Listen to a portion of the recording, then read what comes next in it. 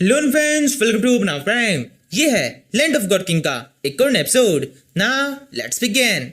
Episode की शुरुआत में देखते हैं कुली इस टाइम पर वेंगली से मिलने के लिए आया हुआ है। यहाँ पर आने के लिए उसने एक टेलीपोर्टेशन फॉर्मेशन का यूज किया है। जब कुली इस तरीके से वेंगली के सामने पहुंचता है तब वेंगली कुली को एक बार दिखते पहचान जाता है। कुली कहता है, ये तो काफी शानदार है, तुम मेरे ऊपर नजर रखे हुए थे, इसी वजह से तुम मुझे पहचान गए। क्या तुम्हें ये बात पता है, मैं पहले भी तुमसे मिलने के लिए आने वाला था, लेकिन तुम्हारे आसपास में इतने सारे गार्ड थे कि तुमसे मिल पाना बिल्कुल पॉसिबल नहीं था। इसी वजह से तुमसे सीक्रेटली मिलने के लिए मुझे इस फॉर्मेशन का यूज करना पड़ा। तुम्हारे आसपास में इतने सारे गार्ड्स को देखकर मुझे तो ऐसा लगा था कि तुम भी उन लोगों से मिले हुए हो जो कि नाइट सोल्स का बुरा चाहते हैं। वेंगली कहता है, तो अब तुम जब मुझसे यहाँ पर मिलने के लिए आ चुके हो, यानी इसका मतलब तुम्हें पता चल चुका है मैं किस तरफ हूँ। कुंडली कहता है, इस सब को जाने दो, पहले तुम मुझे ये बताओ, एडब्ल्यूएस ऑर्गेनाइजेशन को तुमने इतनी छूट क्यों दे रखी है? पूरी शोर सिटी के अंदर केवल वही लोग फैले हुए हैं। वेंगली कहता है, क्योंकि यही सही तरीका है। एक छोटी सी पानी की लहर को जमीन के ऊपर काफी ज्यादा स्ट्रगल करना पड़ता है, और ये स्ट्रगल तब तो चलता है जब तक वो समुद्र से नहीं मिल जाती। वेंगली की बात सुनकर कुंडली सोचने लगता है, ये क्या कह रहा है? वेंगली आगे बोलता है, मुझे पता है तुम यहाँ पर सिंथिया की वजह से मुझसे मिलने के लिए आए हो। मैं भी ये जानने के लिए बहुत एक्साइटेड हूँ कि तुम्हारे और सिंथिया के बीच में चल क्या रहा है। भले ही मैं खुद तुम्हारे सामने कभी भी नहीं आया, लेकिन इस सब चीजों के ऊपर मैं अच्छे से नजर रख रहा हूँ। कुंडली कहता है, ये हमारा पर्सनल मैटर है, तुम इसके बीच में ना बोलो तो अच्छा रहेगा। वेंगली कहता है, नहीं ऐसा बिल्कुल भी नहीं है, ये तुम्हारा पर्सनल मैटर नहीं है, क्योंकि सिंथिया एक प्रिंसेस है। तुम्हारे इस पर्सनल मैटर की वजह से दो क्लेन्स के बीच में जल्दी फाइट होने वाली है। मिंग्स और नाइट सोल्स अब एकदम लड़ने के लिए कगार पर है, और ये सब कुछ केवल इसलिए हो रहा है क्योंकि सिंथिया ने उस मिंग डेक्सी के साथ में शादी करने से मना कर दिया, और उनके मना करने का एक कारण तुम भी हो। कुंडली कहता है, क्या इस बारे में हम बाद में बहस कर सकते हैं? तुम्हें ये तो पता ही होगी, एडब्ल्यूएस ऑर्गेनाइजेशन जल्दी ही सिंथिया के ऊपर किस तरह अटैक करने वाला है। हमें लगता है वो एक अटैक तो पहले इस पर कर चुका है, लेकिन अब जल्दी ही इस मैजिक असेंबली के अंदर वो कुछ बहुत ही खतरनाक करेगा। क्या तुमने सिंथिया की प्रोटेक्शन के लिए कुछ सोच के रखा है? वेंगली कहता है, तुम बिल्कुल चिंता मत करो, शोर सिटी के अंदर किसी को भी बचाना मेरे लिए बहुत आसान है। कुंडली कहता है, तब तो ये बहुत सही है, मुझे फिर चलना चाहिए। ये अगर कुंडली वापस से अपनी टेलीपोर्टेशन पावर यूज करता है और वहां चला जाता है। वेंगली कहने लगता है, इस लड़के के अंदर कुछ तो बात है, इसी लड़के ने मेडुसा को हराया था, और इसके अलावा इसके पास में टेलीपोर्टेशन की पावर है, इसमें जरूर से इतनी क्षमता है कि ये खुद से सिंथिया को प्रोटेक्ट कर सके। यहाँ से हम इस मैजिकल फॉरेस्ट से दिखते हैं जहाँ पर कुंडली इस फेरिकेट के साथ में है। इस फेरिकेट ने अभी अभी एक बहुत बड़ी मछली खाई है। इसे खाने के बाद में कहने लगती है, कई सालों के बाद में मेरे पेट के अंदर कुछ गया है, ये काफी शानदार लग रहा है। इसी टाइम पर कुंडली कहने लगता है, मैं वापस आ गया, तुम्हारी स्किल काफी अच्छी थी, अब मैंने वेंगली से बात कर ली है, मुझे यकीन है वेंगली सिंथिया का अच्छे से ध्यान रखेगा, उसके होते हुए सिंथिया सेफ रहेगी। इसी टाइम पीरियड के अंदर हम कोशिश करेंगे सिंथिया के लिए वो एंटीडोट ढूंढ सके। ये कहने में कुंडली सोचने लगता है, सिंथिया के लिए तो मैंने कुछ सोच लिया है, लेकिन लुबास और बाकी सब के बारे में तो अभी मैंने कुछ पता ही नहीं किया, मुझे पता भी नहीं है उन्हें किस सिचुएशन में किस जगह पर रखा होगा। इसी टाइम पर ये फेरिकेट बोलने लगती है, तुम्हें पता है मैं यहाँ पर तुम्हारे लिए कितना कुछ कर रही हूँ, मेरी वजह से तुम्हारी उस दोस्त सिंथिया के लिए हमें एक एंटीडोट के बारे में पता चला है। इसके अलावा उस एंटीडोट ढूंढने में मैं तुम्हें मदद भी कर रही हूँ, और तीसरी मदद मैंने तुम्हें टेलीपोर्ट करवाया। इस सब के बदले में अभी तक मुझे कुछ भी मिला नहीं है। कुंडली कहता है, क्या कह रही हो तुम? हमारी बीच में डील हुई थी, मैं तुम्हारे लिए मछली पकड़ूंगा और उसके बदले में तुम ये सब कुछ करोगी। इन मछलियों को मैंने पकड़ा था, खुद मैंने पकाया था, और इसके बावजूद भी इसके अंदर से एक भी बाइट मुझे खाने को नहीं मिला है। तो यहाँ पर ऐसा बिल्कुल भी नहीं है कि मैं तुम्हारे लिए कुछ भी नहीं कर रहा, या फिर तुम मेरे लिए कुछ ज्यादा ही अच्छा कर रही हो। कुंडली के इतना कहने के साथ ही सीन शिफ्ट होता है। हम अगले दिन का सीन देखते हैं। ये कहीं दूर जंगल का सीन है, जहाँ पर कुछ बंदों के पीछे एक बहुत बड़ा मॉन्स्टर पड़ा हुआ है। ये दोनों बंदे यहाँ बहुत भी डरे हुए हैं। इनमें से कहने लगता है, मैं और ज्यादा नहीं भाग सकता, बहुत भीड़ थक चुका हूँ। इसी टाइम पर इनकी मदद करने के लिए लुबास यहाँ पहुंच जाता है और सीधे इस मॉन्स्टर की पीठ पे कूदकर इसे मार देता है, और फिर इन दोनों बंदों से कहने लगता है, मैंने तुम्हें बचा लिया है, मेरा नाम लुबास है। फाइनली अब मुझे ऐसा हो रहा है, कोई ताकतवर जीव कैसा होता है, इस पूरी जगह पर मैं ही सबसे ज्यादा ताकतवर हूँ। इसी टाइम पर ये दोनों बंदे लुबास को थैंक यू कहने लगते हैं। लुबास कहता है, तुम्हें थैंक यू कहने की जरूरत नहीं है, इतना तो मैं कर ही सकता हूँ, वैसे तुम चाहो तो थैंक यू के बदले में तुम्हारे पास में जो मैजिक मटेरियल है वो मुझे दे सकते हो। ये सुनकर ये दूसरा बंदा बोलता है, जेनिस का मतलब तुम कोई हीरो नहीं हो, तुमने हमसे हमारा मैजिक मटेरियल लेने के लिए हमें यहाँ से बचाया है। जिसमें को लुबास अब एक धमकी देने की मूड में जाता है। वो कहने लगता है, हीरो को भी सर्वाइव करने के लिए पैसों की जरूरत तो पड़ती ही है, तो अब तुम्हें मटेरियल मुझे देने ही होंगे, या फिर मैं दूसरा तरीका यूज कर सकता हूँ। अब दोनों ऑप्शन तुम्हारे पास में है, या तो ये मटेरियल मेरे हवाले कर दो, या फिर मटेरियल मैं खुद ले लूंगा। लुबास की ये धमकी सुनकर ये दोनों बंदे बहुत भीतर डर जाते हैं, और उनके पास जितने मटेरियल होते हैं वो सारे लुबास को दे देते हैं। न केवल मटेरियल, लुबास इनके कपड़े भी उतरा लेता है। इस सब के बाद में इनमें से एक बंदा बोलता है, ये जस्टिस तो बहुत ज्यादा महंगा पड़ गया, इससे अच्छा तो तुम्हें बचाते ही मत। इसी टाइम पर हम देखते हैं लुबास के साथ में यहाँ पर जी लॉन्ग और ये ब्लैक स्मिथ भी है। इन लूटे हुए मटेरियल्स को देखकर लुबास कहने लगता है, इस बार फिर से हमने गरीबों को ही लूटा है, जीलोंग कहता है तुम्हारे पास में और ज्यादा ऑप्शन नहीं है, यहाँ पर ज्यादा लोग नहीं आते हैं और इसके अलावा मैजिकल बीस्ट भी ज्यादा यहाँ पे दिखाई नहीं दे रहे हैं, वरना उन्हें मारकर ही हम चीजों को निकला सकते थे।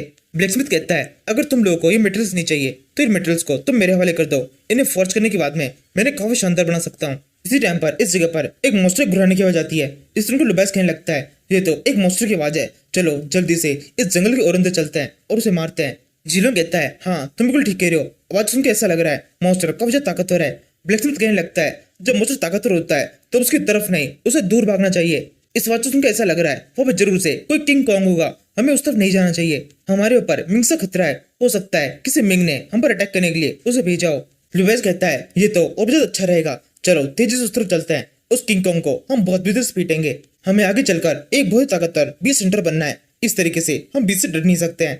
जीलोंग कहने लगता है और अगर वहां पे सच में कोई किंग कॉन्ग हुआ तो उसके दांत तोड़ने के बाद में हम उन दांतों को अक्सर इकट्ठा कर सकते हैं, जो कि हमारी बहुत मदद करेंगे एक बहुत ही अच्छा बीस्ट सेंटर बनने के लिए। न केवल उस किंग कॉन्ग के दांत बल्कि उसकी बॉडी के अंदर जो कुछ भी होगा वो सब कुछ हमारे लिए बहुत प्रीशियस होगा।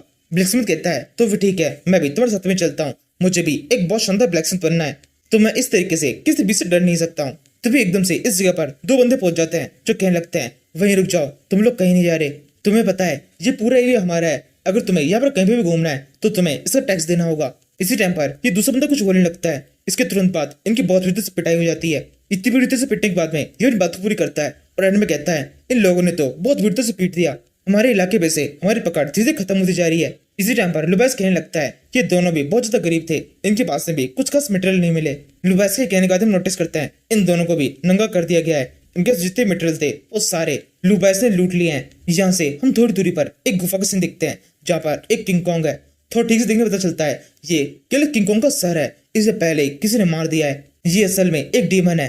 इस जगह पर न केवल किंग कॉन्ग की लाश है बल्कि इसके अलावा भी बहुत सारे स्कल्स पड़े हुए हैं, इन्हीं मॉन्स्टर्स के ब्लड को ये डीमन पी रही है। इसी टाइम पर इस डीमन को किस चीज की स्मेल आने लगती है, ये कहती है ये स्मेल तो काफी शानदार है, कोई बहुत ताकतवर चीज इस तरफ आ रही है, उसके यहाँ आने से पहले मुझे उसके पास में पहुंचकर उसके ब्लड को उसकी बॉडी में से निकालना होगा। ये कहते हुए डीमन काफी तेजी से एक पहाड़ के ऊपर चढ़ जाती है, इसे एक ग्लोथनी की स्मेल आ रही है जो कि किसी भी डीमन के लिए काफी ज्यादा रेयर है। यहाँ से हम वापस से लुबैस के साइड का सीन दिखते हैं, इनके सामने एक बोर्ड लगा हुआ है जिसके ऊपर लिखा है ये इलाका बहुत ज्यादा खतरनाक है, केवल हायर लोग ही इस जगह पर आ सकते हैं। इसी देख के ब्लैकस्मिथ कहने लगता है मुझे नहीं लगता यहाँ से हम अंदर जाना चाहिए। लुबैस कहता है हम अंदर चलते हैं। ये सुनकर ब्लैकस्मिथ को उस जंगल के अंदर और ज्यादा अंदर जाना पड़ता है। इसी चलते हुए इन तीनों का पाव किस चीज टकरा जाता है, ये एक छोटी सी रस्सी जैसा कुछ है जिसके साथ ही कहीं से एक जाल से कुछ रिलीज होता है जिसके अंदर जीलोंग बहुत बुरी तरह फंस जाता है। इसी टाइम पर ये डीमन भी इस जगह पहुंच जाती है और जीलोंग गर्दन पकड़ उठा लेती है। ब्लैकस्मिथ कहने लगता है ये बिल्कुल भी एक किंग कॉन्ग जैसा नहीं लग रहा है। लुबैस कहता है क्योंकि ये वो है ही नहीं, ये एक डीमन है। ये सुनते ही डीमन जोर से जीलोंग को साइड में फेंक देती है और फिर लुबैस की तरफ बढ़ने लगती है। लुबैस कहने लगता है जल्दी से तुम जीलोंग को संभालो, इस मॉन्स्टर को मैं संभालता हूँ। ये कहते हुए जीलोंग जोर से इस डीमन की तरफ कूदता है और उसके ऊपर एक मुक्का मारने की कोशिश करता है। ये डीमन बड़ी सन से अटैक डॉज करते हुए अपने कुछ एक्स्ट्रा हाथों से लुबैस के ऊपर अटैक कर देती है। लुबैस पहले तो इन हाथों के ऊपर कूदने लगता है लेकिन यहाँ पर काफी सारे हाथ है जो कि एक साथ उस पर अटैक कर रहे हैं, इसी वजह से दो हाथ तो उसकी बॉडी के अंदर घुस जाते हैं। इस इम्पैक्ट के बाद में लुबैस तेजी से इस डीमन से और दूर कूद जाता है। डीमन कहने लगती है ये बिल्कुल भी बुरा नहीं था, तुम्हारा ब्लड काफी शानदार है, इस ब्लड से पता पड़ रहा है तुम एक काफी शानदार ग्लोथनी हो। लुबैस कहता है तुम हो कौन और तुम ग्लोथनी के बारे में कैसे जानते हो, ग्लोथनी तो काफी लंबे टाइम से किसको भी दिखाई नहीं दिए हैं। डीमन कहती है तुमसे पहले भी मैंने काफी सारे ग्लोथनी को देखा है, तुम्हारी बॉडी के अंदर से भी मुझे ग्लोथनी की स्मेल आ रही है, ये स्मेल इतनी शानदार होती है कि कई मील दूर से भी मैं इसे स्मेल कर सकती हूँ। लुबैस कहता है ये इसका मतलब तुम्हें ग्लोथनी के बारे में काफी कुछ पता है। डीमन कहती है तुमसे किसने कहा कि तुम मुझसे बात कर सकते हो, तुम इस काबिल नहीं हो, मेरे को अपने खाने से बात करना पसंद नहीं है। ये कहती हुई डीमन लुबैस के ऊपर जोर से अटैक कर देती है। लुबैस के ऊपर पहला हाथ पड़ जाता है, बाकी दोनों हाथों को लुबैस तेजी डॉच करता है और कहने लगता है तुम्हारे पास में कितने सारे हाथ है लेकिन मेरे पास भी एक बहुत शानदार पाँव है।